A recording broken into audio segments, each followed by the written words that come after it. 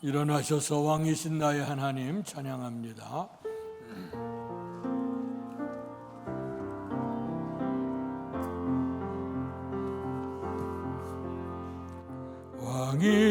왕이신 나의 하나님, 내가 주를 높이고 영원히 주의 이름을 송축하리이다.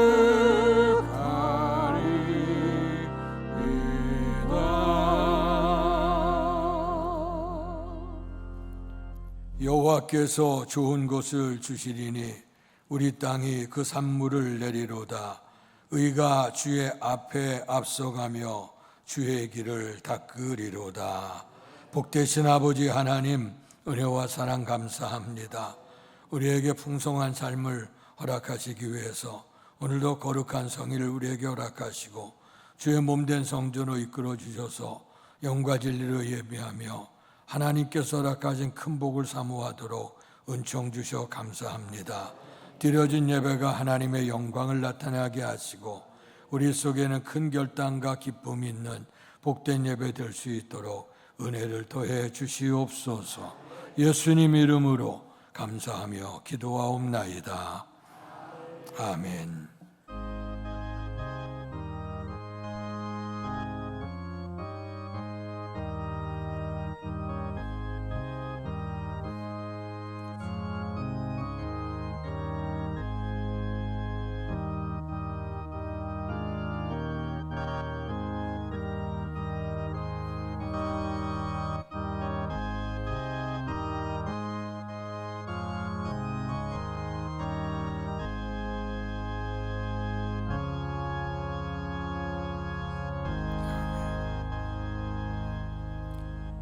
찬송가 36장 주 예수 이름 높이어 찬양드리겠습니다.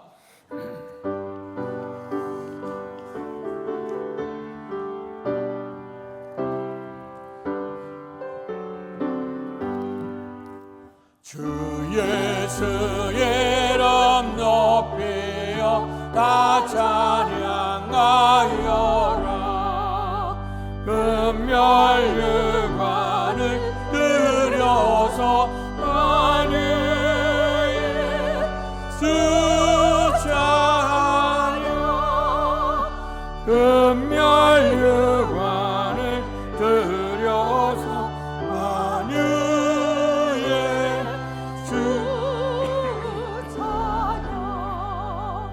주 예수 당한 고난을 못 잊을 죄인아, 내 귀한 몸에 바쳐서 만유의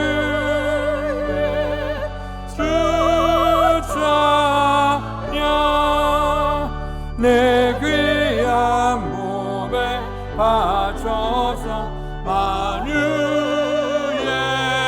수찬양.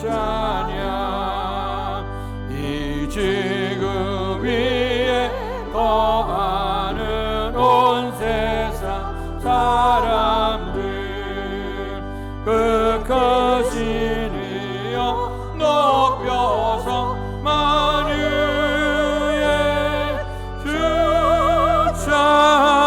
수찬양.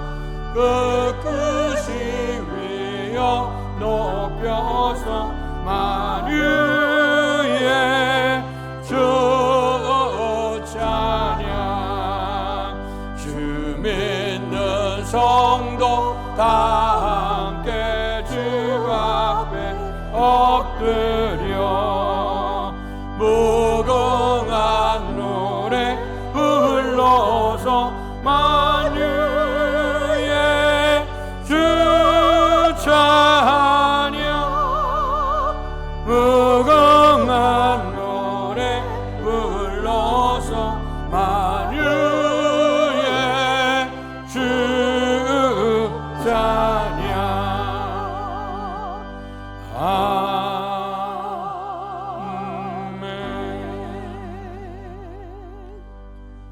교동문 14번 시편 24편을 교독하겠습니다.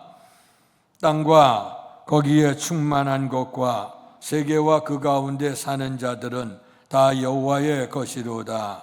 여호와께서 그 터를 바다 위에 세우시며 강들 위에 건설하셨도다. 여호와의 산에 오를 자가 누구며 그의 거룩한 곳에 설 자가 누구인가? 곧 손이 깨끗하며 마음이 청결하며 뜻을 허탄한 데에 두지 아니하며 거짓 맹세하지 아니하는 자로다. 그는 여호와께 복을 받고 구원의 하나님께 의를 얻으리니 이는 여호와를 찾는 족속이요 야곱의 하나님의 얼굴을 구하는 자로다. 문들아 너희 머리를 들지어다.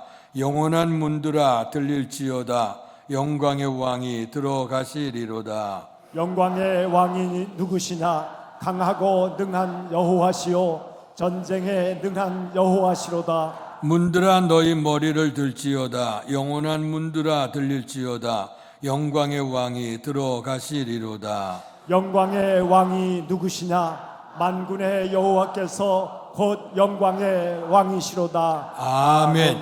사도신경으로 우리들의 신앙을 고백하겠습니다.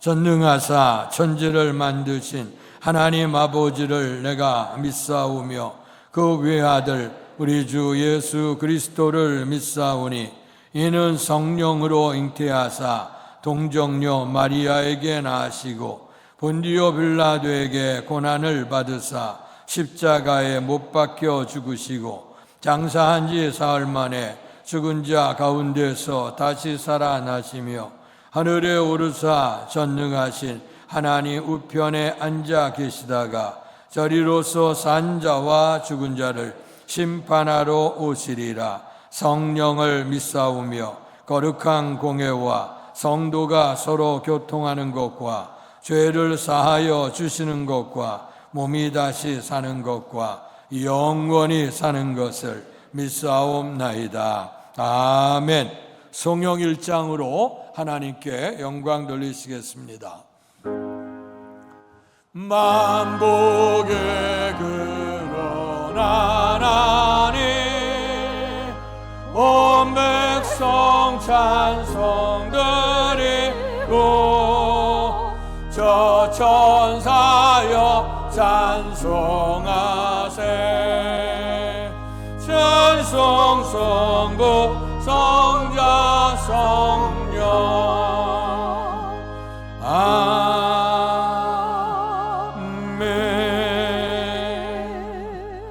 자리에 앉으시겠습니다. 예배를 위해 기도하실 때 김기수 장로께서 우리의 기도를 대표하시겠습니다.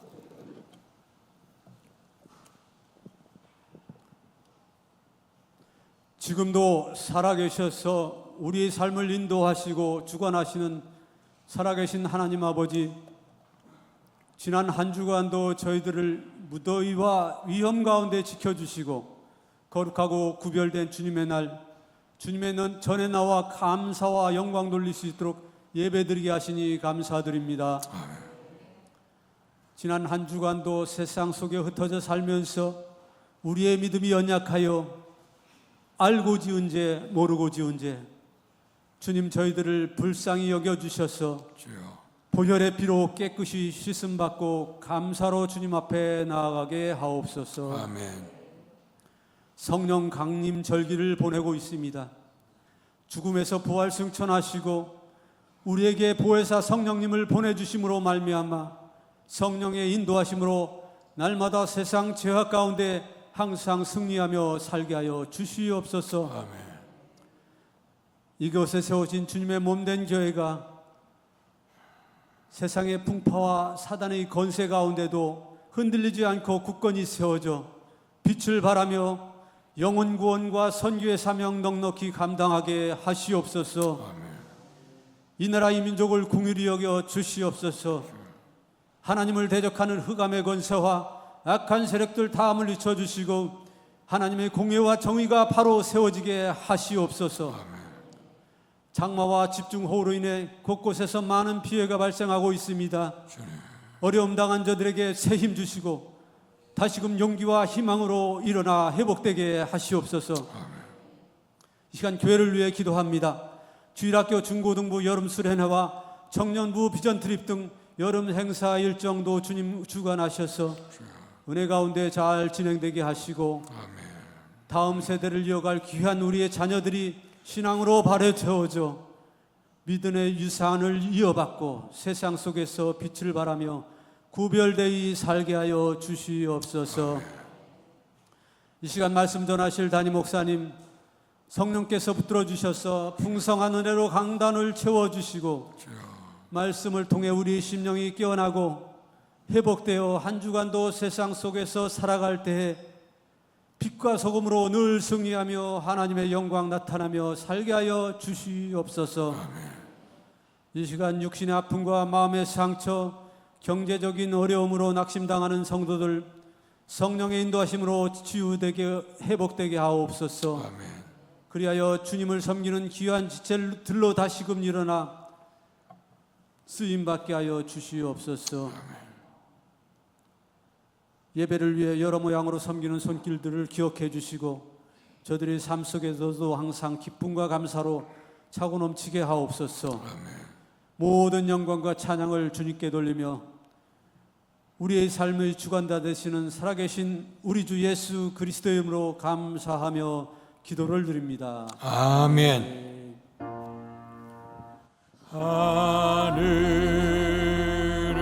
하늘에 계신 아버지 이름 거룩하사 주님 나라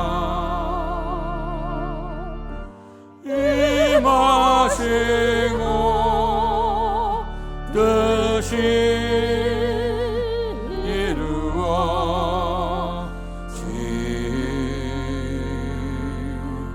이루어지다. 일용할 양식 주시고 우리들의 큰 죄 다 용서하옵시고 또 시험에 들게 마시고 악에서 구원하소서. 대개 주의 나라 주의 권세 주의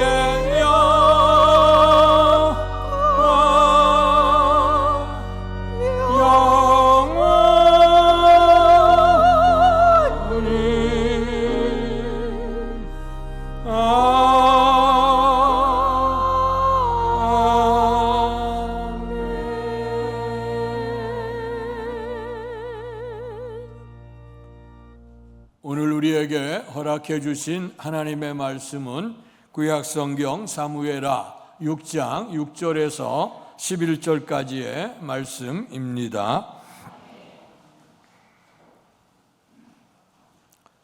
구약성경 472페이지입니다. 제가 한 절, 여러분들 한 절 교독하겠습니다. 그들이 나곤 타작마당에 이르러서는 소들이 뛰므로 웃사가 손을 들어 하나님의 궤를 붙들었더니 여호와 하나님이 웃사를 잘못함으로 말미암아 진노하사 그를 그곳에서 치시니 그가 거기 하나님의 궤 곁에서 죽으니라. 여호와께서 웃사를 치심으로 다윗이 분하여 그곳을 베레스 웃사라 부르니 그 이름이 오늘까지 이르니라. 다윗이 그날에 여호와를 두려워하여 이르되 여호와의 궤가 어찌 내게로 오리요 하고 다윗이 여호와의 궤를 옮겨 다윗성 자기에게로 메어 가기를 즐겨하지 아니하고 가드 사람 오베데돔의 집으로 메어 간지라. 여호와의 궤가 가드 사람 오베데돔의 집에 석 달을 있었는데 여호와께서 오베데돔과 그의 온 집에 복을 주시니라. 아멘. 이 시간 서가영 성도 찬양 연주로 하나님께 영광 돌리시겠습니다.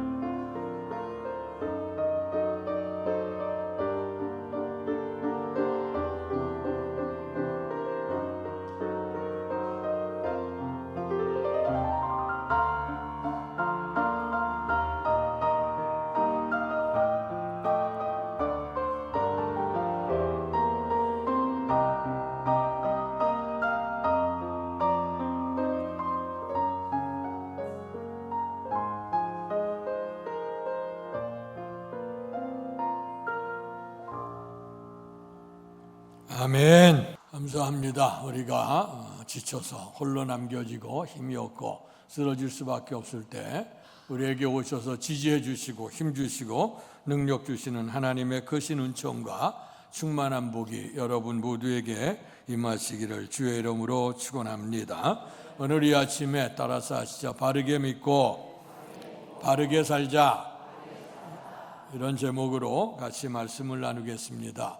이스라엘 역사 속에서 인도하셨던 하나님의 섭리를 다시 한번 생각하면서 어쩌면 우리가 믿는 것과 하나님이 원하시는 것이 때로는 다를 수 있다고 하는 것, 우리가 이것을 한번 생각하면서 바르게 믿는다고 하는 것, 또 바르게 실천해 살아간다고 하는 것이 어떤 축복과 어떤 결과를 낳는 것인가 하는 것을 생각하면서 은혜를 나누겠습니다. 하나님께서 택하신 이스라엘 백성들이 오늘 애굽에서 430년 동안의 고난의 삶을 경험하게 했죠. 울부짖음과 고단을과 고통의 소리가 이제 주 앞에 상달이 됐습니다. 하나님께서는 오늘 좀 전에도 찬양 있었던 것처럼 지치고 쓰러지고 연약한 어느 누구도 돌볼 수 없고 우리가 스스로 낮춰질 그 순간에 외면치 않고 찾아오셔서 우리에게 힘주시는 주의 은혜가 임하게 되는 줄 믿습니다. 성경은 분명히 말씀하기를 너희 울부짖음을 들었고 너희 고통을 보았다. 그래서 하나님이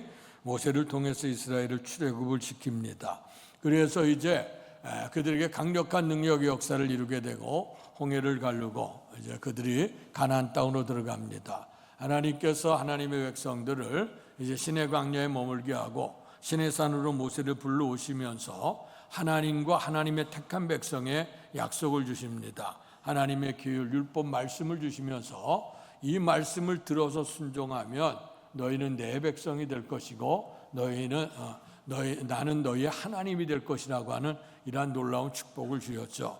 이 축복은 그 이스라엘 백성을 하나님의 뜻을 알기 위해 선택을 했지만 그러나 이스라엘만을 위한 축복이 아니라 그것을 바라보며 온 인류가 하나님 말씀대로 살아서 복을 얻기를 원하시는 하나님의 뜻인 줄로 믿습니다. 그래서 가장 중요한 십계명과 또 부속의 법률들을 허락하시고 또 하나님을 신실하게 잘 섬길 수 있는 하나님의 성막을 하나님이 함께 하시는 성막을 짓도록 설계도를 허락하시고 또 성막 봉사하는 자들을 어떻게 그 사용이 되어질 것인가 하는 것과 또 성막에서 어떤 예배를 드려야 될 것인가 우리가 소위 말해 제사의 방법들을 설명해서 하나님의 백성들이 하나님을 만날 수 있는 곳 성막을 허락해 주셨습니다. 자, 그래서 그들이 이제 광야 기간이기 때문에 이렇게 건축된 집에 있는 것이 아니고 하나님이 그 성막 위에 구름기둥 불기둥이 떠오르게 해서 구름기둥이 떠오르게 되면 이삿짐을 싸고 그리고 움직여 가는 대로 가다가 머물러 서게 되면 이삿짐을 풀고 거기에 대해 성막을 짓고 동서남북으로 12지파가 포진해서 이제 행진해 나갈 수 있고 거할 수 있도록 진을 만들어서 그들이 생활하도록 그렇게 했죠. 자, 그래서 광야길 40년의 광야길을 경험하고 난 후에 이제 약속의 땅에 들어와서 실로라고 하는 곳에 성막이 있게 되어졌습니다. 오랜 세월 동안에 이제 실로에서 성막이 있게 되고 잘 아시는데 사사시대를 넘어서 그리고 이제 왕정국가의 시대를 들어가는 그 임박까지 해서 그 실로에서 이제 성막이 있게 되어졌습니다. 그들은 성막 중심으로 생활을 했기 때문에 항상 그 성막 속에 하나님이 함께 하신가. 그래서 그들이 늘 일어나면 행진할 때도 보면 성막을 제일 가운데 두고 동서남북으로 포진해 있었기 때문에 아침에 일어나서 쳐다보면 성막 위에 구름기둥 불기둥이 떠오르고 그것이 하나님이 함께 하신 임재의 상징으로 늘 그렇게 하나님 중심으로 삶을 살아가게 되어졌죠. 자, 그래서 이제 약속 땅으로 이제 들어오게 되어졌는데 그러나 그 땅에서 계속해서 긴장 관계가 있었습니다. 왜냐하면 그 땅에는 족속들을 이제 몰아내는 그런 일이죠. 왜 몰아내게 됐을까? 그들은 신실한 하나님을 알지 못해 모든 것은 다 하나님이 창조하시고 모든 민족과 나라를 세우셨는데 하나님을 알지 못하고 우상 숭배에 빠져 있는 백성들 이제 하나님의 택한 백성들이 들어가서 그들과 교류하다가 그만 하나님을 잃어버리고 우상 숭배에 빠질까 봐 하나님께서 그들을 다 이제 몰아내라고 말씀했고 그리고 그 땅에 이제 그 히브리 백성들을 들어가서 거하도록 했습니다. 그런데 이제 그들이 그 속에서 하나님을 섬겨 의지하면서 믿음으로 살 때는 힘 있고 능력이 있었어요. 그래서 주변에 있는 나라들이 감히 넘겨보지 못했죠. 그러나 이들이 하나님을 떠나서 우상 숭배에 빠지게 되면 힘이 약화가 되고 그러면 주변에 있는 나라들이 들고 일어서서 그들을 이제 괴롭게 하는 것. 그래서 항상 그것이 긴장 관계로 이루어졌습니다. 그 팔레스타인 땅이 그 유럽 또 아시아 아프리카를 가게 되는 삼각주 지역이 있었기 때문에 항상 그들이 편안할 날이 없었던 것이죠. 우리나라도 우리가 대륙과 해양의 반도국가로 있기 때문에 굉장히 우리의 삶도 역사 속에서 우리가 원하지 않았던 대로 역사가 흘러갔던 경우들을 보고 거기서 우리가 많은 힘듦과 어려움이 있었던 것들을 우리가 생각해 보면 알죠. 자, 그럴 때 이제 사사시대를 넘어오면서 왕정국가의 처음에 시대되는 사울과 다윗의 시대에 가장 위협함이 되었던 세력은 누구냐면 블레셋이라고 하는 세력이었습니다. 이 블레셋이 항상 힘들고 어렵게 해. 오늘날에도 이것이 그 역사서부터 지금까지 연결돼서 지금 팔레스타인 안에 이제 분쟁 지구가 가자 지구라고 하는 것이 있는데 이 가자 지구가 예전에 블레셋이 거했던 그 지역입니다. 그러니까 계속해서 오늘 그들이 긴장과 갈등을 이루게 되어졌습니다. 자, 그런데 이제 그 좀 전에 말씀했던 것처럼 이스라엘이 힘이 있게 됐을 때는 주변의 나라가 힘을 쓰지 못했지만 하나님을 섬겨 의지하지 않게 될 때는 이 고난에 시달리게 됐어요. 특별히 블레셋이 계속해서 강력한 힘으로 역사를 했는데 그렇게 된 이유 가운데는 그 요즘에 어떤 전쟁을 치러도 무기가 발달이 돼야 되는데 벌써 블레셋이 철병거를 가졌다. 그래서 철기를 쓸 수 있는 민족이기 때문에 굉장히 과격하고 힘이 있었던 그 족속으로 알려져 있죠. 자, 그래서 이제 그들과 전쟁을 치르게 될 때 이스라엘 입장에는 우리는 하나님을 섬기는 백성이 하나님과 함께 있어야 된다는 것을 인식을 하면서 하나님이 함께 하시는 상징인 법궤를 모시고 나가면 이 블레셋과의 전쟁에 이길 수 있을 것이다 하고 나가게 된 겁니다. 그래서 이제 법궤를 메고 그들이 전쟁터에 나가는데 이스라엘 백성은 이 법궤가 있으니 우리가 이길 거라고 하는 생각을 갖고 또 블레셋 나라도 생각하는 건 뭐냐면 저 법궤는 하나님과 함께 하셨는데 우리가 듣던 얘기를 보면 이스라엘 백성을 출애굽시키고 광야길을 인도하시며 여기까지 인도하신 그 하나님이 저들 가운데 있게 되니 그래서 블레셋 사람도 두렵고 떠는 마음을 가지고 있었어요. 이스라엘은 아주 의기가 충천했고 블레셋 사람들은 약했어요. 그런데 막상 전쟁을 치르고 보니까 오히려 법궤를 메고 있던 이스라엘이 대패를 하게 되는 겁니다. 대패할 정도뿐만 아니라 법궤까지도 빼앗기게 되는 비극이 일어나게 되어졌죠. 블레셋 사람들은 그 이스라엘 법궤를 두려워했는데 오히려 그것을 가지고 난 그들을 능욕하니까 오히려 기세가 이제 등등하게 되어졌습니다. 오늘 우리도 신앙생활할 때 잘 생각해야 될 것이 있어요. 우리가 주일 성수하고 또 하나님 앞에 예배하며 신앙생활하는 것이 굉장히 우리가 중요한데 그런데 오늘 우리가 신앙생활하면서 옛 신앙들 가졌을 때에 우리가 하루의 삶 또 우리의 인생의 삶이 어떻게 될까 불안하고 힘든 상황 속에 그들의 삶에 위안을 주기 위해서 예전에 그 부족 같은 것들을 많이 가지고 있었죠. 그래서 하나님을 알지 못했던 이제 부족을 가지고 다니면서 평화를 원했고 뭐 지갑에 넣고 그다음에 옷에도 넣고 비계에도 넣고 뭐 그러면서 이제 부족을 바라보면서 그가 이제 지켜준다 하는 그런 생각을 가지고 있었어요. 그러나 실질적으로 부족이 지켜주는 건 아니죠. 그런데 우리가 신앙생활하면서도 때로는 우리가 하나님에 대한 진실한 믿음이 없이 성경 찬송가 들고 다니면 껍데기로 내가 기독교 교회의 일원이 됐으면 나는 하나님께 속한 사람일 거라는 그런 생각을 가질 때가 상당히 많습니다. 지금 요즘에 많이 보기 힘들어졌습니다만은 예전에 한 20, 30년 전에 우리가 차 있게 되면 차 뒤에 익투스라고 하는 물고기표를 달고 다녔죠. 그럴 때 보면 저 사람은 교회 다니는 사람이구나. 사람들이 다 아는데 근데 그 달고 다니는 사람의 입장에서는 왜 하필이면 차에다만 걸 달았는지 아마 차를 타고 가면서 그것이 우리를 하나님이 우리를 보호해 주신다고 하는 그 신실한 믿음이 있고 그런 것인지 아니면 부적처럼 그걸 달고 다니는 것이 유익이 된 걸로 그렇게 생각한지 그건 잘 모르겠습니다만은 그런 관계. 그래서 이제 그들에게 법궤를 모시고 간다는 것은 하나님을 신실하게 믿고 믿음 안에 살았을 때 법궤가 역사가 나타나는 거지. 하나님에 대한 믿음이 없이 부적처럼 들고 간다고 이기는 게 아니거든요. 그랬을 때 그 이스라엘 생각도 그렇고 블레셋 사람의 생각도 어느 그런 생각이었어요. 그런데 법궤를 메고 나갔으나 그 전쟁에서는 대패를 하고 법궤까지 빼앗기게 되어졌어요. 이거 블레셋 사람들은 얼마나 신이 났겠습니까? 이스라엘은 법궤를 빼앗기게 하니까 간이 콩알만해지고 더 힘들고 어렵게 되어졌어요. 근데 이제 블레셋에게도 또 문제가 나기를 시작했습니다. 법궤는 빼앗아 오기는 했는데 감히 이걸 어디다 둘까? 그들에게 서로 불안한 겁니다. 네 집에 갈까? 네 집에 갈래? 서로들 안 갖고 가겠다고 하니까 어쩔 수 없이 블레셋에서 섬기고 있던 다곤이라고 하는 신당 위에 신전에다가 하나님의 법궤를 모시게 된 겁니다. 자, 모시게 편안할 줄 알았는데 그 다음날 보게 되니까 그 다곤 신이 오늘 법궤 아래 머리를 숙이고 있는 거예요. 엎어져 있는 거예요.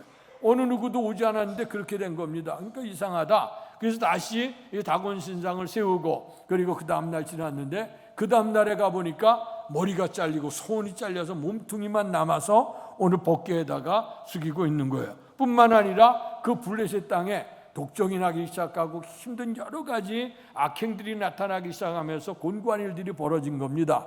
그럴 때 그들이 깨달음이 왔어요. 저 법궤를 우리에게 데리고 있기 때문에 이런 환란이 오는구나. 그러니까 이 법궤를 우리가 다시 있었던 곳에 돌려보내야 된다. 이제 그렇게 된 거예요. 그러니까 그들에게 우상 숭배했던 사제들이나 그들이 있다가 우리가 어떻게 될 건가? 그러니까 우리가 속건제를 잘 지내야 된다. 속죄제를 지내서 죄를 속하고 그리고 우리가 잘 모시는 걸 최고로 좋은 수레에다가 모셔서 돌려보내야 된다 하는 그런 움직임을 가졌어요. 그래서 여러분 잘 아시는 대로 저신하는 암소 베세메스로 올라가는 두 암소를 거기다 이제 앞에 놓게 되고 그리고 수레를 해서 오늘 그들을 올려보내게 되죠. 근데 그들 블레셋 습관은 그들이 신전과 신상을 모시게 될 때 새로운 수레에다 모셔서 그다음에 수레에다 타고 가도록 이제 그렇게 했던 겁니다. 그러니까 하나님을 알지 못했던 그런 세력들이니까 이제 그래서 이제 수레에다가 태워서 이제 보내게 됐는데, 근데 이스라엘로 올라오게 되어지니까 그것을 어디다 두지 못하고 아미나답이라고 하는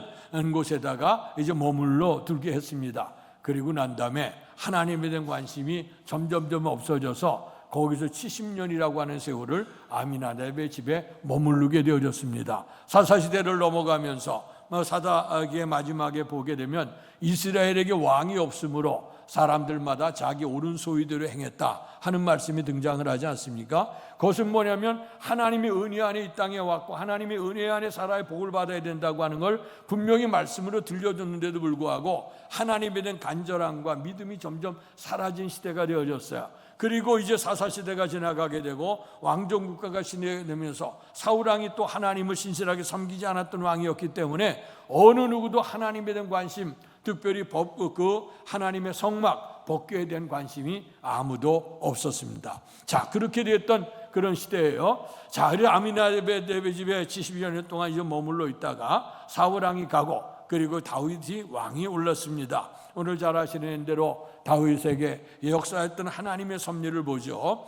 오늘 그 당시 전왕 사울왕은 베냐민 지파예요. 베냐민 지파에서 원래로 하면 왕권이 계속 이어져 내려가야 됩니다. 그러나 하나님께서 사울을 왕을 세웠음 후회하시고 유다의 가문 이새의 집안에서 다윗을 세우시게 됐죠. 자, 이새의 그 유다의 가문이에요. 그리고 이새의 집입니다. 이새의 집에서도 마지막 막내 아들이었던 다윗이 선별이 됩니다. 우리가 인간이 생각하는 뜻과 하나님의 섭리가 또 다른 것을 우리가 또 한번 생각을 해보게 되는 겁니다. 자, 그래서 우리가 상식적으로 볼 때는 정말 그 왕권의 왕족 속에서 유력한 집안에서 유력한 맏아들이 그리고 그 다음에 왕권을 이어내려가는 것이 합당할 일인데, 하나님의 섭리는 정 다른 것, 아무도 눈여겨보지 않았던 그 막내 아들, 그는 양을 치고 있던 목동 그 다윗을 선택을 해서 이스라엘의 주권자가 되게 했어요.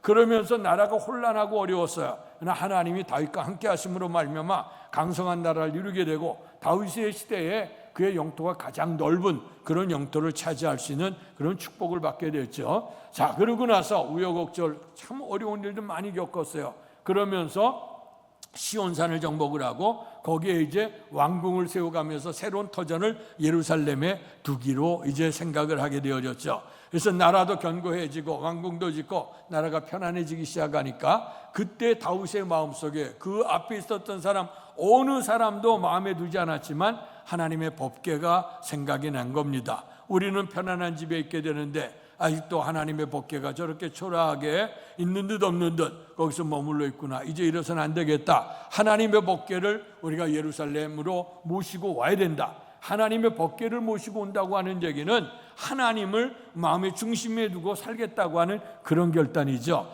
자, 그래서 이제 그 마음을 갖고 그다음에 왕이 선포를 하고 모든 백성들이 한 마음이 돼서 이제 그 법궤를 예루살렘으로 모셔오는 겁니다. 그럴 때 인간의 생각으로 우리가 가장 최고로 잘 대접해야 되겠다 생각하는 마음을 가지고 이제 그 법궤를 모시고 오는 거예요. 법궤를 모시러 올 때 새로운 수레를 준비를 했어요. 그리고 법궤를 올려놨습니다. 그리고 이제 거기 보면 우사라고 하는 사람, 아우라고 하는 사람은 수레를 이끌고 가고 뒤에 우사가 이제 뒤에서 밀어가면서 수레를 받들어 가고 있었어요.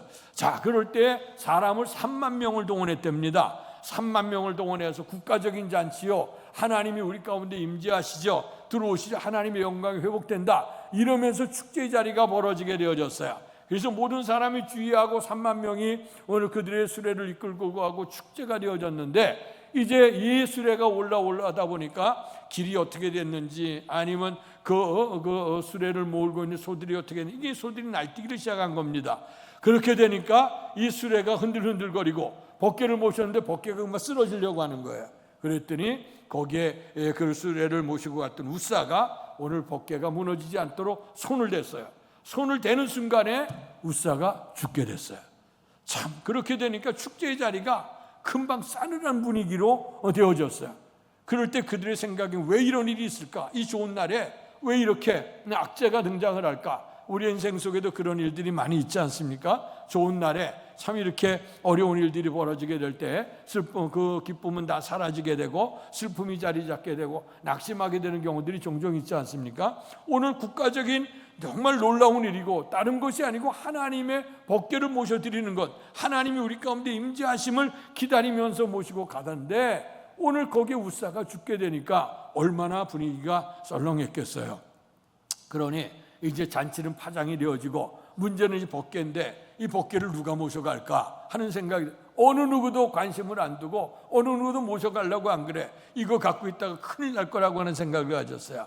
그러던 찰나에 거기도 이제 오베데돔이라고 하는 사람이 그 주변에 살고 있는데 그 오베데돔의 집에 모셨는데 오늘의 말씀에 보니까 사람들이 긴장하며 쳐다봤겠죠. 우사는 법궤에다 손을 댔는데 죽었는데 과연 오베데돔의 집에 들어갔을 때 오베데돔이 편안했을까 하고 모든 사람이 유익 있게 보고 있는데 하루가 지나도 이틀이나 아무 일이 없어요. 그러니 석 달이 지났는데 오늘 와서 보고하기를 오베데돔의 집에 그 법궤가 석 달 동안 머물러 있는데 하나님이 그 가정에 큰 복을 내리셨습니다 하는 것으로 간증을 하는 거예요. 깜짝들 다 사람들이 놀랬죠. 법궤가 이제 오베데돔에 들어가서 분명히 오베데돔의 집이 완전히 무너질 거라고 생각했는데 오히려 그곳에 복을 받게 됐다는 얘기를 듣게 됐는데 석 달 동안에 무슨 복을 그렇게 받았겠어요. 그런데 사람들의 눈으로 보기에 그렇게 크다란 복을 받았던 것들이 간증이 되어졌습니다. 그런데 11절에 우리는 여기까지 읽었습니다마는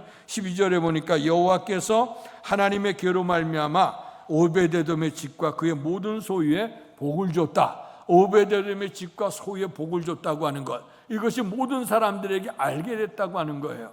하나님의 말씀은 여기까지인데요. 오늘 이 말씀을 통해서 가만히 우리가 생각을 해보는 것입니다. 오늘 왜 우사는 같은 축제 자리에 법궤를 모시고 왔는데 우사는 죽었는데, 그런데 그 법궤를 모셨던 이 오베데돔의 집에는 어떻게 해서 저렇게 복을 받았을까 하는 겁니다. 여기서 오늘 우리가 어떤 것이 있었기 때문에 이런 문제가 있었을까 하는 걸 한번 생각해 보는데요. 먼저는 이제 우사의 경우를 한번 생각해 보겠습니다. 우사가 오늘 하나님의 법궤에 손을 대는 그 순간에 그가 죽게 되어졌다. 그런데 왜 이것이 죽음으로 이를 수밖에 없는가? 우리 인간이 생각할 때 실수로 인해서 오늘 그 법궤를 만들어, 아마 우리가 그 곁에 있다 할지라도 수레에 메고 있었던 법궤가 흔들려서 무너지려고 하면 어느 누구도 손을 댔을 거예요. 근데 손을 댄 것으로 인해서 그가 죽게 되어졌다 하는 거예요. 참 이걸 생각해 보면 하나님에 대해서 우리가 끔찍하게도 생각하고 하나님이 어찌 사랑의 하나님이라 그러는데 그럴 수 있을까 하는 생각도 해봅니다. 그러나 우리가 인생에 우리가 그 원조가 되는 아담과 하와의 얘기를 한번 생각해 보십시오. 하나님께서 모든 만물을 만드시고 그리고 하나님의 형상대로 사람을 만드시면서 보시기에 좋았고 생육하고 번성의 땅에 충만하고 땅의 모든 것들을 다스려 가라고 축복해 주셨습니다. 이 모든 것, 여호와는 나의 목자시니 부족함이 없는 그런 축복을 누릴 수 있어요. 그런데 주님께서 말씀하시기를 이 모든 것을 누리고 이 모든 건 다 다스려 가지만 그러나 동산 중앙에 있는 선악을 분별하는 나무의 열매는 먹지 말아라. 먹는 날에는 정령 죽으리라. 하나님과의 첫 번째 언약을 맺어 주셨어요. 우리가 하나님을 섬기는 입장이 그건 돌아보지 않을 거야. 모든 것이 다 풍부하니까 다른 것 먹어도 우리에게 불편함이 없어요. 근데 악한 마귀가 오늘 마음속에 도전을 하죠. 그거 왜 먹지 말라 그런 줄 아느냐? 그거 먹으면 하나님처럼 지혜로울까? 하나님 안에 있으면 모든 것이 부족함이 없어. 근데 악한 마귀가 들어오니까 그의 심령 속에 부족함을 느끼게 되는 것 때문에 선악과를 따먹어요. 우리가 선악과라고 얘기하면 우리가 사과 같은 거예요. 과일 하나 할 겁니다. 자, 근데 어떻게 과일 하나 먹는데 죽게 됐을까?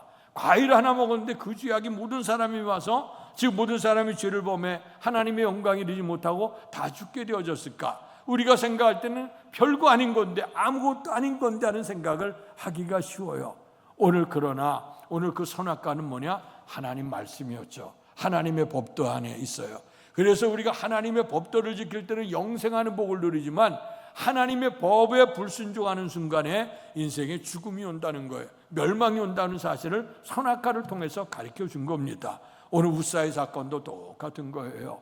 오늘 그 별거 아니에요. 우리가 있을 때라면 법궤가 무너진다면 마땅히 우리가 손을 대서 그를 일으켜 세웠을 거예요. 그런데 그 손을 댄 것으로 말미암아 죽었다. 이건 뭐냐면 하나님의 말씀의 법도에 있는 거예요.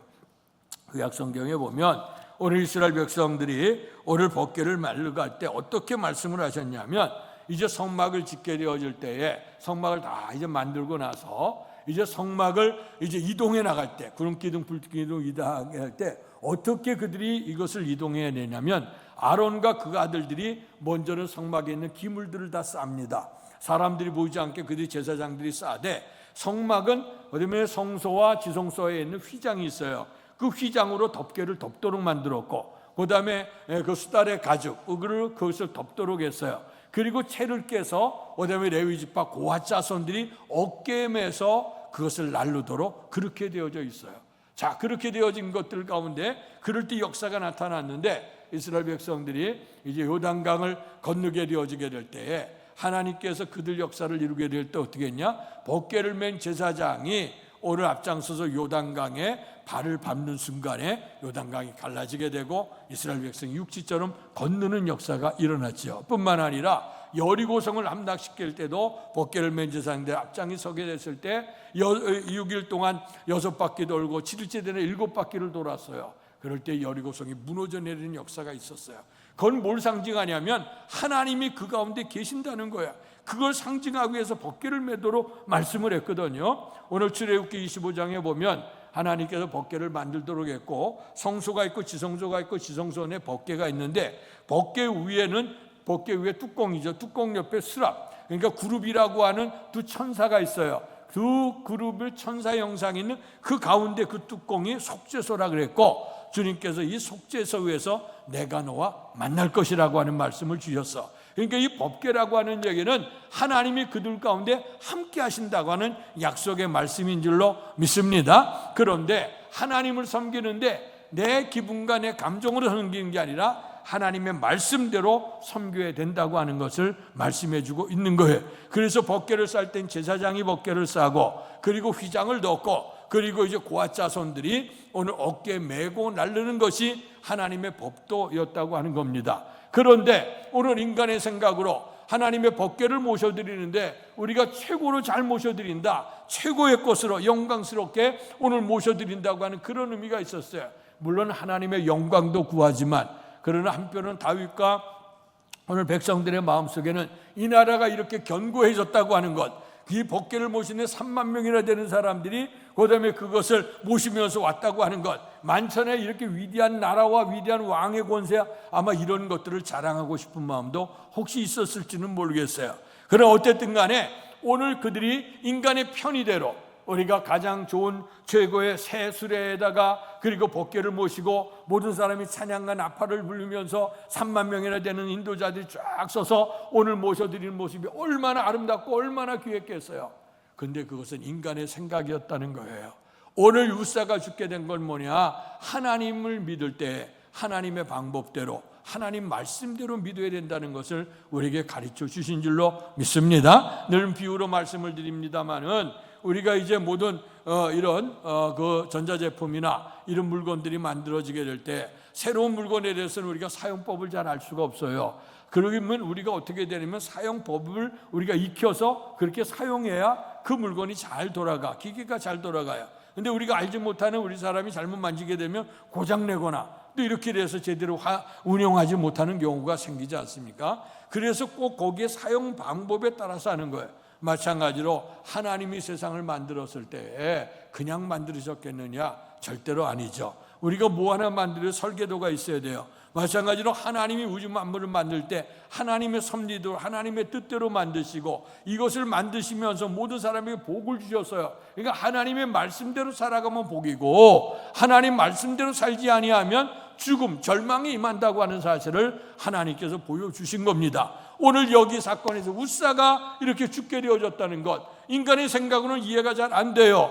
하나님의 성전을 최고로 아름답게 모시기로 생각을 하고 수만의 3만이나 되는 사람을 등장시키고 그리고 한 번도 타보지 않는 새 수레에다가 하나님의 법궤를 모시고 찬양단들이 앞서가고 노래하며 춤을 추면서 오늘 예루살렘으로 입성을 하시게 되는데, 그날 축제의 날에 웃사가 죽임을 당했다고 하는 사실, 그것도 다른 게도 아니에요. 오늘 법궤에 손을 댔다, 무너져 내리는 법궤에 누구든지 손을 댈 텐데 손을 댄 것 때문에 오늘 우사가 죽게 되어졌다고 하는 그 사실을 생각해 보는 거예요.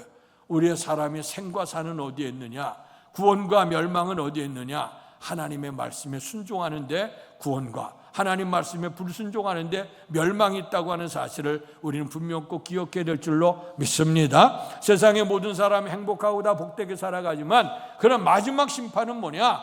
하나님의 말씀 안에 순종하며 살았느냐, 하나님의 말씀에 순종치 않으냐, 그것에 따라서 마지막 최종적인 심판이 우리에게 나타난다고 하는 사실을 우리는 분명 꼭 기억을 해야 됩니다. 그래서 우사가 이렇게 법궤에 손을 대서 죽게 된 것은 뭐냐? 하나님의 말씀에 대한 무지, 또 하나님 말씀에 절대 순종하지 못했던 마음, 그리고 하나님보다는 인간의 편의를 쫓아서 했기 때문에 이런 문제가 등장한 것이 아닌가 생각을 해요.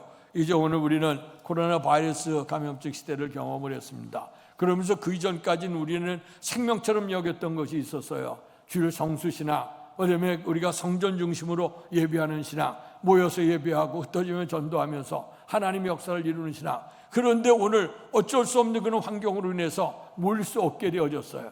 또 모일 수도 없게 되고 또 여러 가지로 문제들이 있다 보니까 우리가 주일날도 힘들고 때로는 또 우리가 성전에 모이기 어려워서 우리가 어쩔 수 없이 유튜브로 또 예배를 만들어서 또 예배를 같이 드리면서 역사를 이뤘어요. 그러니까 올 수 없는 그런 어떤 형편이기 때문에 이런 일이 있게 되어졌어요. 그러나 이제 시간이 지나가면서 코로나 바이러스 기간도 지나갔는데 그런데 우리의 신앙과 우리의 마음은 그렇게 예전처럼 주일 성수나 성전 중심의 신앙이 많이 해이져 있는 모습을 다시 한번 봅니다. 오늘 주님께서 말씀하셨어요. 마지막 때가 다가가게 되면 사람들이 다 모이기를 피하는 때가 오게 된다. 그런 때가 다가올수록 너희는 모이기를 피하는 사람의 습관을 쫓지 말고 그날이 다가올수록 모이기를 힘써라 그랬어요. 어디에 모이냐? 주님의 이름을 둔 곳이에요. 우리가 지난주 맥주감사주를 보냈습니다마는 유대인의 유월절, 맥주절이라고 하는 오순절, 그리고 초막절이라고 하는 수장절, 추수감사절기, 이때는 모든 사람들이 예루살렘 성전으로 올라왔고 하나님 앞에 몸을 보이고 하나님의 푸른 총에서 예물을 드리고 그리고 하나님 앞에 기뻐하며 다 함께 예배를 드리는 것이 오늘 하나님이 주신 축복이에요. 그런데 오늘 우리가 이런 시대적인 어려움 때문에 어쩔 수 없는 환경이에요. 그래서 하나님 앞에 예배를 드릴 수 없는 안타까움은 있어서, 그러나 이제 인간의 편이나 인간의 환경이 아니라 온전히 주님을 믿고 의지하는 믿음으로 회복되어야 될 줄로 믿습니다. 인간의 편의대로 살아가면 멸망에 이른다는 걸 다시 한번 성경은 가르쳐줘요. 이스라엘 백성들이 약속의 땅에 들어왔어요. 그러나 그들이 하나님 앞에 믿음으로 있지 못함으로 솔로몬 아들 르호보암 때 북이스라엘과 남유다가 갈라졌어요. 그런데 북이스라엘은 여로보암이 통치하는데 그의 마음속에 어떤 마음을 가졌냐면 조금 전에 얘기했던 것처럼 나라는 북이스라엘이 훨씬 커요. 족속도 10지파가 있습니다. 그렇게 강력한 나라를 이뤘어요. 그런데 그 여로보암 마음은 나는 껍데기를 가지고 있다는 생각을 가진 거예요. 왜냐하면 내가 이 나라를 통치하지만 유대인의 3대 명절이 되면 북이스라엘 사람이 다 남유다의 예루살렘 성전에 올라가서 예배를 드리는 거야. 자, 그렇다고 하면 껍데기는 여기 있고 마음 중심은 성전에 있으니 저들의 마음을 어떻게 돌이키게 할까? 그래서 그가 생각하기를 뭐냐면 예나 지금이나 가장 귀한 게 금 아닙니까? 금송아지를 만들었어요. 2마리를 만들었어. 그래서 하나는 그 이스라엘 제일 남쪽에 베델이라고 하는 곳에, 그리고 북쪽에는 단이라고 하는 곳에 2군데 뒀어요. 그러면서 모든 백성이 선포합니다. 이 금송아지가 우리를 애굽에서 출애굽시킨 여호와 하나님이라는 말씀을 해요. 그러면서 이제 이곳에 베델에 두고 단에 뒀으니 너희는 멀리 예루살렘 성까지 갈 것 없다. 하나님의 성전 예루살렘 성전에만 갈 것 없어. 여기 베델에 전이 있고 그리고 단에 전이 있으니 너희가 편한 대로 가까운 데로 가서 예배를 드려라 하면서 오늘 그들의 마음을 유혹했어요. 북이스라엘 사람들이 예루살렘 성전을 오르지 못했어요. 오늘 단에서 베델에서 우상 숭배에 빠지게 되고 그로 말미암아 점점점 내려가다가 마침내 북이스라엘이 아수르에게 멸망당하는 사건이 일어났습니다. 이것을 바라보면서 우리가 우사의 경우를 통해서 보면 하나님 말씀에 대한 무지함, 하나님 말씀에 대한 불순종, 때로는 인간의 편의주의, 내가 내 생각대로 주님을 섬기려고 하는 마음, 신앙생활은 내 생각과 내 감정이 아닙니다. 하나님 말씀의 법도 안에 서서 말씀대로 순종해 나갈 때 복이 임한다고 하는 사실을 분명 꼭 기억해야 될 줄로 믿습니다. 자, 이번에 오베데돔에 대한 얘기를 좀 합니다. 오베데돔이 3개월 동안 머물렀는데 어떻게 그렇게 복을 받게 됐을까? 이 복이 3개월이라고 하는 거 복을 받아 얼마나 복을 받았겠어요. 그러나 그 성경에 보니까 오베데돔의 집과 그의 모든 소유에 복을 내렸다 하는 말씀이 나와. 이 동일한 본문인 역대상 26장에 보면 오베데돔의 3가지 복을 받았는데, 첫째는 자손이 번성하는 복을 받았다. 두 번째는 자손들 중에 큰 인물이 나왔다. 세 번째는 모든 능력 있는 유능한 사람이었다. 그러니까 오베데돔의 집안에 소속해 있는 오베데돔도 영원해온 정말 믿음의 사람이라고 하는 영광도 얻게 됐고, 그의 자손이 복을 받았고 그의 소유까지 다 복을 받았는데, 이 복이 모든 사람이 알게 되는 복이 되어졌다 하는 거예요. 그런데 그 복이 언제 임했냐? 3개월 만에 이런 복이 임했다는 거예요. 참 이것을 보게 되면 이제 하나님의 섭리라고 하는 거 그래요. 어떨 때는 더딘 것 같아도 더딘 게 아니라 하나님이 신속히 임할 때가 온다고 분명히 말씀해 주셨죠. 그러나 어떤 경우에는 우리가 하나님 마음에서 정말 급한 마음에 우리가 서두르지만 때로는 되지 않는 그런 경우도 종종 있어요. 그러나 우리가 가져야 될 건 뭐냐? 믿음을 가져야 돼. 하나님의 약속의 말씀을 믿는 믿음을 가져야 되는데요. 자, 그래서 오늘 어느 누구도 가져가지 않을 것을 오베데돔의 집에 들어갔는데, 하나님이 3달 동안에 얼마나 크다란 복을 베풀어 줬는지. 여러분, 이 시간이라고 하는 건 숫자에 불과해요. 그래서 하나님께서 하루가 천년 같기도 하고 천년이 하루 같기도 한다 그랬어요. 하나님에게는 시간과 공간을 초월해서 역사하시는 그분이기 때문에 우리가 전지전능하신 하나님을 믿어야 되는데요. 근데 오베데돔이 어떻게 이렇게 복을 받았을까 하는 거예요. 첫 번째는 십자가 신앙입니다. 이걸 뭐냐면 십자가는 누구든지 지기 싫어하는 게 십자가예요. 오늘 사람들은 어느 누구도 안 가져가려고 그런 거야. 근데 오베데돔의 집은 그를 가지고 갔다고 하는 겁니다.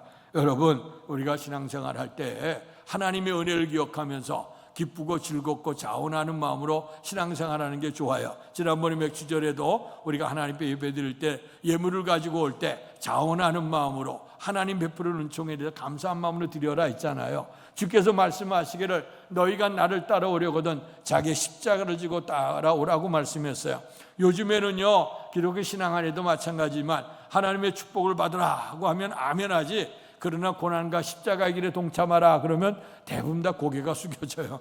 오늘의 시대가 이런 시대가 되어졌어요. 이런 때에 십자가의 복음을 얘기한다고 하는 것이 옛시대의 것처럼 우리가 연약한 것처럼 보이지만, 그러나 십자가는 곧 생명이고 복인 줄로 믿습니다. 어느 누구도 가져가지 않아. 어느 누구도 마다하는 거야. 그런데도 불구하고 오베데돔은 법궤를 모셔갔다고 하는 것, 오늘 그 순종하는 그 삶을 통해서 하나님께서 축복해 주신 것 같습니다. 성경에 보면 오늘 우리가 하나님의 은혜를 통해서 기쁘고 즐겁고 자원하는 마음으로 하는 것이 복이지만, 때로는 하나님의 뜻은 생명의 법이 있어요. 축복이 여기 있어. 그렇다고 하면 내 생각에 내 믿음에는 합당하지 않지만 하나님의 뜻이라고 하면 아멘하고 순종하는 것, 그것을 통해서 복을 받는 걸 봐요. 대표적인 사람 한 사람 얘기할게요. 예수님께서 십자가의 길을 걸어가는데 너무 힘들고 지쳤어요. 그 십자가를 메고 골고다로 올라가는데 쓰러지고 또 쓰러집니다. 그러니까 오늘 성지순례 가보면 아시겠습니다마는 예수님이 각오하다 3번을 넘어졌다 그러거든요. 그러니까 그것을 보고 있던 로마 병정이 있다가 이 사람들 중에 대신 지고 갈 사람을 선별하는 겁니다. 6월절이라서 전국에서 다 사람들이 몰려들지 않았습니까? 그래서 유력한 사람은 아마 고르지 못했을 거예요. 거기 보니까 촌뜨기 같은 사람 하나를 고른 거죠. 구레네에서 온 시몬이라고 하는 사람이 있는데, 보니까 이제 남루하기도 하고 힘은 있는 것 같고, 이제 그를 불러서 오늘 예수님 대신에 십자가를 메고 가도록 그렇게 했어요. 아마 우리식으로 얘기하면 억수로 재수 없는 날, 오늘 구레네 입장엔 시몬의 입장엔 그랬을 겁니다. 왜냐하면 즐거운 마음으로 우리가 축제에 참석하면 옷도 좋은 꽃 입고 좋은 사람 만나려고 우리가 많은 기대를 가지고 올라왔는데, 그만 십자가의 길을 처형으로 걸어가는 최고의 극악무도한 주인이 지고 가는 그 십자가를 지고 갈 때 얼마나 기분이 상했겠어요. 그러나 구레네 시몬은 십자가를 지면서 최후의 마지막에 예수님의 모습을 지켜본 사람이 구레네 시몬이 아니겠나. 아마 그가 그때 감정은 많이 상했을 거예요. 어쨌든 간에 그 일이 있고 난 다음에 집에 돌아갔을 것입니다. 그 다음에 소식은 없어요. 그러나 성경의 훗날에 이제 로마서에 보면 로마서에 했던 사도 바울이 모든 것들을 다 이제 하면서 최후의 마지막 인사들을 하면서 성도들에게 문안을 말씀하는 장면이 나옵니다. 그래서 로마서 16장 13절에 보면 이 말씀이 나와요. 주 안에서 택하심을 입은 루포와 그의 어머니에게 문안하라. 그의 어머니는 곧 내 어머니니라. 아멘. 여기 보면 알렉산더 루포라고 하는 사람이 누구냐? 오늘 그 루포라고 하는 사람이 오늘 그 어머니에게 문안하라. 그 루포의 어머니가 누구냐? 오늘 구레네 시몬의 아내였어요. 그 구레네 시몬의 아내고 그다음에 그 아들이 루포예요. 그런데 오늘 사도 바울이 뭐라고 얘기하냐면 그 루포의 어머니에게 문안하라. 그 어머니는 내 어머니라. 사도 바울이 영적으로 그 루포의 어머니 구레네 시몬의 아내를 향해서 어머니라고 얘기를 하고 있어요. 우리가 함부로 아무에게나 어머니 못하잖아요. 우리가 그 정말 나에게 감동을 주고 기도해주고 은혜로 입혀준 사람에 대해서 우리가 그것도 어머니라 부르기가 쉽지 않죠. 그런데 사도 바울이 그 얼마나 기라성 같은 사람이 많았어요. 협력자도 많았습니까? 사랑해주는 자도 많았어요. 그런데 이 사도 바울이 어머니라고 얘기한 사람 구레네 시몬의 아내였어요. 오늘 구레네 시몬은 즐거움의 자리에 왔다가 억지로 우리 식구는 재수 없는 십자가를 졌는지 몰라요.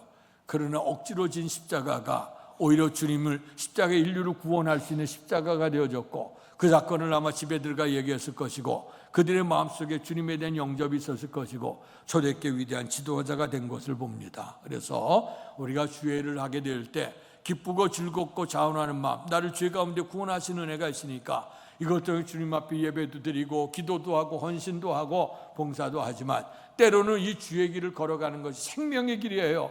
가장 복된 길이에요. 내 마음으로는 이해가 되지 않아요. 그런다 할지라도 이것이 주님을 위한 길이라고 하면 억지로라도 질 수 있다고 하면 이것이 축복으로 연결된다고 하는 것이 오늘 성경을 통해서 가르쳐 줍니다. 그런데 오늘 이 오베데돔은 여기서로 끝나지 않아요. 이제 법궤를 오베데돔에 있다가 그리고 법궤를 어디로 모셔갑니까? 예루살렘으로 올라오는데 그 성전에 올라올 때 오늘 오베데돔이 따라가요. 그리고 성전의 문지기가 됩니다. 그래서 그의 집안 전체가 하나님의 성전의 봉사자로 쓰임이 되어지는 거야. 이것을 보게 되면 그 신앙이 처음에 의뢰받고 끝나는 신앙이 아니라 변함없이 주님을 따랐다. 성경은 말씀하죠. 변함없이 주님을 사랑하는 자에게 은혜가 있을지어다. 아멘. 오베데돔이 복을 받게 된 건 뭐냐? 억지로 진 십자가지만 그러나 믿음으로 순종했더니 이것이 복이 됐다고 하는 것이고 하나님의 은혜를 입었을 때 변함없이 주님을 따라 섬겼기 때문에 오베데돔과 그의 자손들뿐만 아니라 그의 소유까지도 복을 받게 되어졌다 하는 것을 말씀하고 있습니다. 사랑하는 성도 여러분, 바르게 믿고 바르게 신앙생활하기를 주의 이름으로 축원합니다. 복되신 아버지 하나님, 은혜 사랑 감사합니다. 법궤가 예루살렘으로 모셔오는 장면에서 우사는 죽임을 당하고 오베데돔의 집은 큰 복을 받았다고 했습니다. 왜 그렇게 됐을까 생각을 했더니 오늘 우사는 하나님의 말씀에 대해서 무지한 상태고 인간의 편리대로 모셔갔더니 그만 거기서 죽음, 하나님 말씀에 불순종함으로 하나님 말씀을 어김으로 말미암아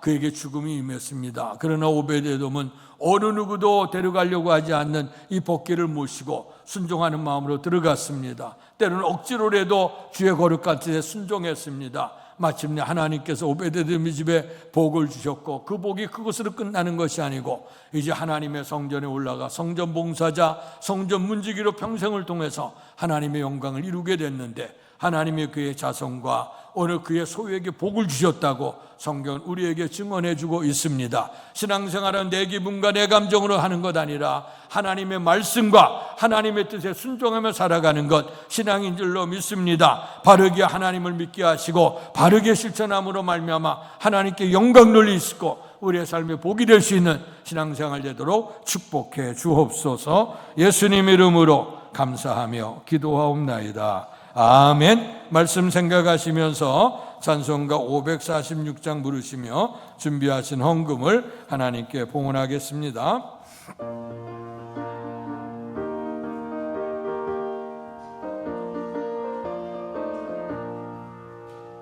주님 약속하신 말씀 위에서 영원토록 주를 찬송하리라. 소리 높여 주께 영광 돌리며 약속 믿고 굳게 서리라. 굳게 서리 영원하신 말씀 위에 굳게 서리. 굳게 서리 그 말씀 위에 굳게 서리라. 주님 약속하신 말씀 위에서 세상 염려 내게 엄습할 때에 용감하게 힘써서 약속 믿고 굳게 서리라. 굳게 서리 영원하신 말씀 위에 굳게 서리.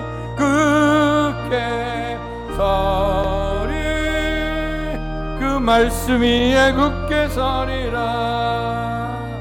주님 약속하신 말씀 위에서 영원하신 주의 사랑이 믿고 성령으로 힘써 싸워 이기며 약속 믿고 굳게 서리라. 굳게 서리 영원하신 말씀 위에 굳게 서리. 굳게 서리 그 말씀 위에 일어나 선신합니다. 주님 약속하신 말씀 위에서 성령 인도하는 대로 행하며 주님 품에 항상 안식 얻으며 약속 믿고 굳게 서리라. 굳게 서리 영원하신 말씀 위에 굳게 서리. 굳게 서리 그 말씀 위에 굳게 서리라. 법궤를 예루살렘으로 모셔오는 가운데 우사는 죽임을 당하고 오베데돔은 큰 복을 받았습니다. 원인을 살펴보니 하나님의 말씀의 법도에 순종하는 자가 복을 받고 하나님 말씀에 불순종하면 이 절망에 이른다는 사실을 우리에게 가르쳐 주셨습니다.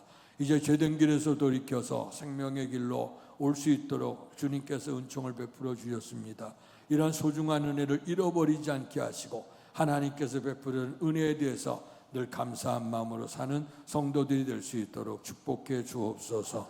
구원의 은총에 감사하고 함께 하시고 인도하시고 마침내 우리로 하여금 영광의 하나님 나라 들어가게 하신 하나님의 은혜를 기억하며 오늘 정성을 다하는 이 물질을 하나님이 기억하시고 복내려 주시옵소서. 주의 말씀대로 온전한 11조 구별해야 되는 성도를 기억하시고 말씀대로 저들의 창고가 차고 넘치는 복을 더해 주옵소서. 범사에 감사하는 성도들 하나님을 영화롭게 한다고 했습니다. 감사 제목마다 하나 신앙 고백 있으니 받으시고 날마다 삶 속에 감사 제목 풍성해지도록 복내려 주옵소서. 주일원금 선교원금 드린 성도 기억하시고 떨어진 이삭을 주 알곡으로 만들 수 있고 하나님이 살아계심을 증거할 수 있는데 아름답게 사용되는 예물 되도록 축복해 주옵소서. 또 특별한 소원과 특별한 기도 제목을 가지고 또 주님 사랑하는 마음으로 헌신해서 예물을 봉헌한 성도들 기억하시고 소원의 제목 이루어지게 하시고 삶 속에 하나님이 함께 하신 놀라운 은혜의 증거가 있도록 축복해 주옵소서. 드려진 예물도 기쁘고 즐겁고 자원하는 예물로 하나님 앞에 연락되게 하시고 때로는 우리가 믿음으로 하나님 십자가 지는 마음으로 드리는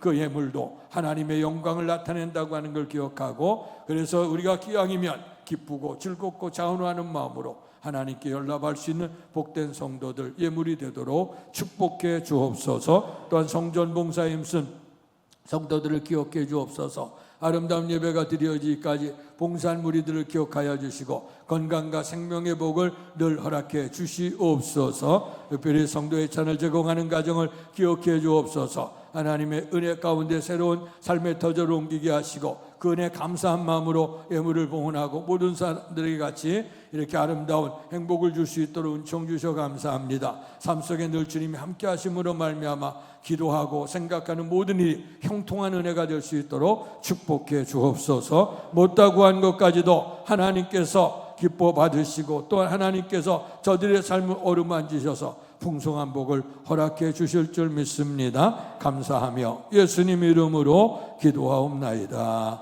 아멘.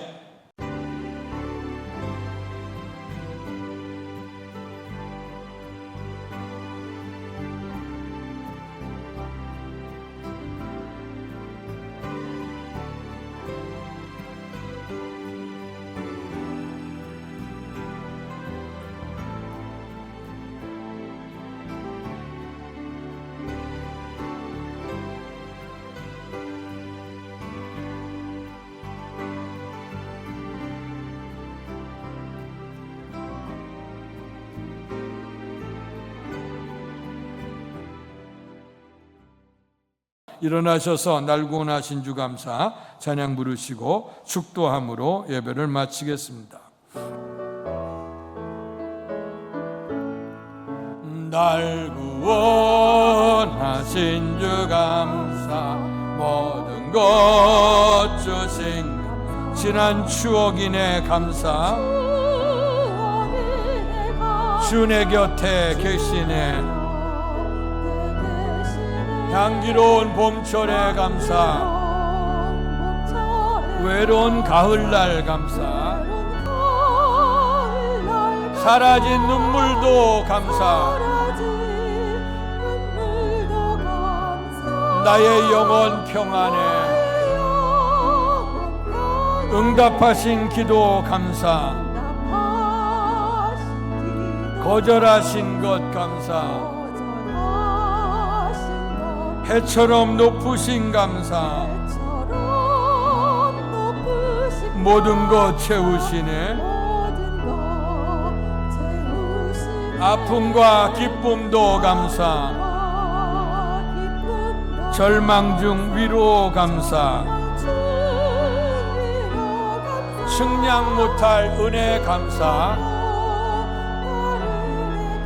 크신 사랑 감사해 길가의 장미꽃 감사 장미꽃 가시 감사 따스한 가정 희망 주신 것 감사 기쁨과 슬픔도 감사 하늘 평안을 감사 내일의 희망을 감사 영원토록 감사해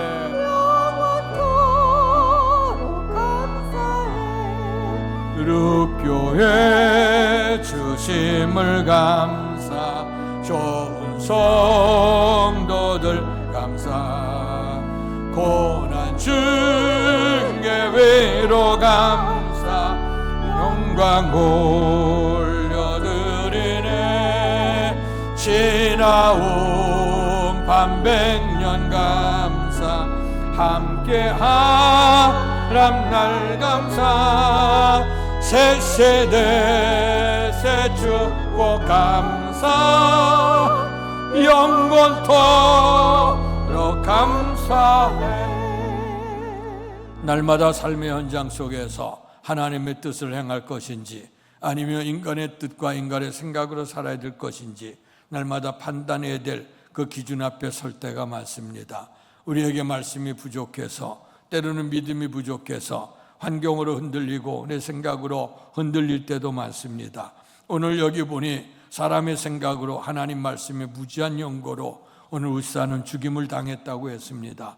그러나 오베데돔의 집은 그의 큰 복이 임했다고 성경은 우리에게 증언해주고 있습니다. 말씀의 법도를 따라서 순종하며 또 하나님의 은혜 속에 살아가게 될 때 복이 임했다고 하는 사실을 기억하면서 오늘 여호수아를 세우게 될 때 하나님의 말씀을 세우고 좌로나 우로나 치우치지 아니하면 내가 어디로 가든지 무엇을 하든지 형통하리라고 말씀해 주셨습니다. 바라고 원하는 것은 이제 우리의 교회와 우리의 성도들이 우사의 길, 멸망의 길을 걷지 않게 하여 주시고 오베데돔의 길을 걸어가므로 하나님이 예비하신 풍성한 복을 누릴 수 있도록 축복해 주실 줄 믿습니다. 이제는 우리 주 예수 그리스도의 은혜와 하나님 아버지의 극진하신 사랑하심과 성령님 감화교통 충만하신 역사가 오베데돔의 그 길을 걸어감으로 인해서 하나님이 예비하신 풍성한 복을 받기를 결단하며 돌아가는 사랑하는 성도들 머리 위에와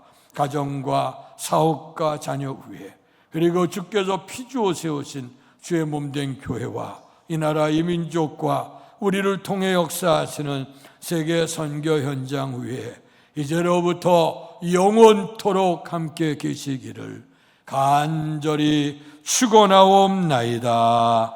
아멘.